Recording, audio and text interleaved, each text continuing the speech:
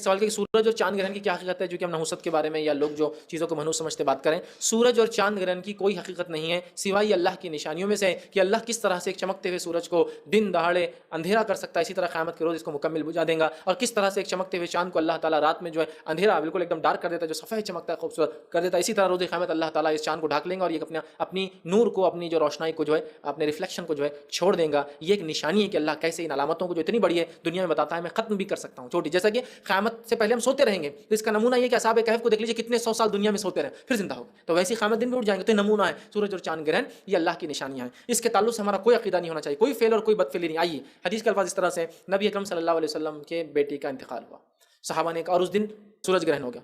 सहाबा ने कहा नबी अकरम सल्लल्लाहु अलैहि वसल्लम का बेटा था ना, इसलिए सूरज ग्रहण। नबी अकरम सल्लल्लाहु अलैहि वसल्लम का बेटा था ना, इसलिए सूरज ग्रहण। नबी अकरम सल्लल्लाहु अलैहि वसल्लम जैसी बात मालूम हुई, आप मिंबर पे खड़े कहा, ए लोगो, सूरज और चांद अल्लाह की निशानियां हैं, ये किसी के जीने और मरने से आते और जाते नहीं है, ये अल्लाह के हुक्म से आते जाते, किसी जीने और मरने से आते जाते नहीं है। तो बहुत से लोग बोलते ना, अरे मर गए तो आज देखो बारिश बहुत हुई, आसमान रो रहा था।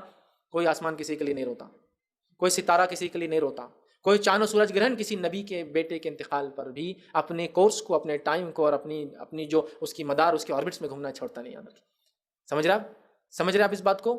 तो सूरज और चांद ग्रहण की कोई हकीकत नहीं। हाँ, ये बात अपनी जगह है कि सूरज और चांद ग्रहण जब होता था, नबी अकरम सल्लल्लाहु अलैहि वसल्लम, कसौफ और खसौफ बोलते हैं उसको अरबी में, नबी अकरम सल्लल्लाहु अलैहि वसल्लम अंदर जाना पसंद करते थे, मस्जिद में रहना पसंद करते थे और नमाज पढ़ना पसंद करते थे। याद रखिए, और पूरा ग्रहण होने तक आप नमाज पढ़ते थे, पूरा ग्रहण फिनिश होने तक आप नमाज पढ़ते थे। सलातुल कसौफ और सलातुल खसौफ, इसकी नमाज का तरीका आपको देखना है तो मेरा पूरा एक लेक्चर है सलातुल कसौफ और खसौफ की नमाज का तरीका। तो आप नमाज पढ़ते थे, एक चीज़ तो पता चली, आप अंदर हो जाते। तो कोई अगर एज ए प्रिकॉशन घर के अंदर होना चाहिए, या कोई कहीं साइंटिफिकली ऐसी रेज, ऐसी शुआएं निकलती है जिन शुआओं से तकलीफ हो सकती है, तो एज ए प्रिकॉशन हम अंदर चले जाए तो this is well and good, ये कर सकते हैं आप, कोई मसला नहीं।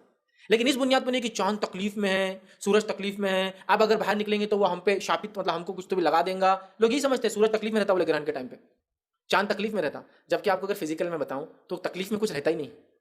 दुनिया है एक गोले की शक्ल में, सूरज है चमक रहा है, जब चांद, सूरज और दुनिया के बीच में चांद आ जाता है बीच में, समझ रहा, तो वो सूरज ग्रहण हो जाता है, सूरज छुप जाता है।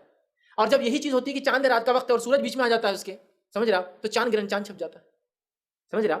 सूरज के और चांद के बीच में जब दुनिया आ जाती है तो वो चांद ग्रहण हो जाता है। और उसी तरह जब सूरज होता है और चांद उसके सामने से गुजर जाता है, एक दिन होता है ऐसा मौका, तो तब दुनिया उससे जो है सूरज ग्रहण होता है, मतलब सूरज की रोशनी आना बंद हो जाती है चांद की वजह से। और दूसरे उसमें ये होता है कि दुनिया बीच में, जिससे सूरज की जो रोशनी चांद पर पड़ के रिफ्लेक्ट होती है, दुनिया के आने की वजह से रिफ्लेक्शन बंद हो जाता है।